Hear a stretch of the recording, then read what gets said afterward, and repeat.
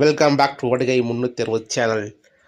Trump அவர்கள் இந்தியாவின் மீது 25% வரியை உயர்த்தி உள்ளார். இன்னும் 24 மணி நேரத்தில் இந்தியா அமெரிக்கா சொல்வதை கேட்கவில்லை என்றால் மேலும் கூடுதலான வரிகளை இந்தியாவின் மீது விதிக்கப்படும் என்று டொனால்ட் ட்ரம்ப் கூறியுள்ளான்.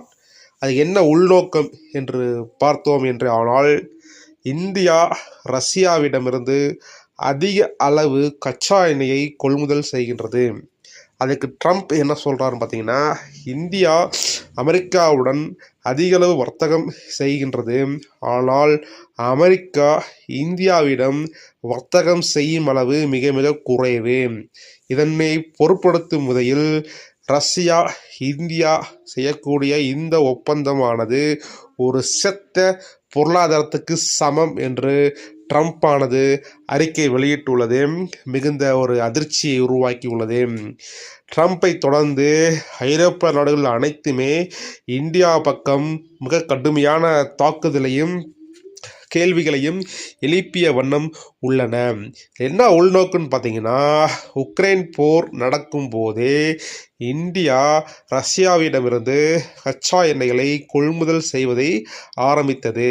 இது அனைத்து நாடுகளுக்குமே தெரியும். அந்த கொள்முதல் செய்த கச்சா எண்ணெயை இந்தியா சுத்திகரிக்கப்பட்டு ஐரோப்பிய நாடுகளுக்கு அதிக அளவில் விற்பனை செய்வதாக ட்ரம்ப் ஆனவர் குற்றம் சாட்டுகின்றார். குறைந்த அளவில் கச்சா எண்ணெயை வாங்கி அதிக அளவில் விற்பதன் மூலமாக ரஷ்யாவுக்கு இந்தியா அதிக அளவு பணத்தை, அதிக பொருளாதாரத்தை இட்டு செல்வதாக ட்ரம்ப் ஆனவர் குற்றம் சாட்டுகின்றான். இதன் மூலம் ரஷ்யா அந்த பணத்தை வைத்து உக்ரைன் போருக்கு பயன்படுத்துவதாகவும் ட்ரம்ப் குற்றம் சாட்டுகின்றான். இதனை பொருட்படுத்தும் விதமாக ட்ரம்ப் என்ன சொல்கிறான் பார்த்தீங்கன்னா, இன்னும் 24 மணி நேரத்தில் இந்தியாவின் மீது மேலும் 25% கூடுதல் வரியும் 10% அபராதமும் விதிப்பேன் என்று ட்ரம்ப் கூறுவது ஒரு முட்டாள்தனமான ஒரு அறிக்கையாக பார்க்கப்படுகின்றது. இதற்கு பாரத பிரதமர் நரேந்திர மோடி அவர்களின் கருத்து என்ன, புட்டினின் கருத்து என்ன என்று வரக்கூட வீடியோவில் பார்க்கலாம்.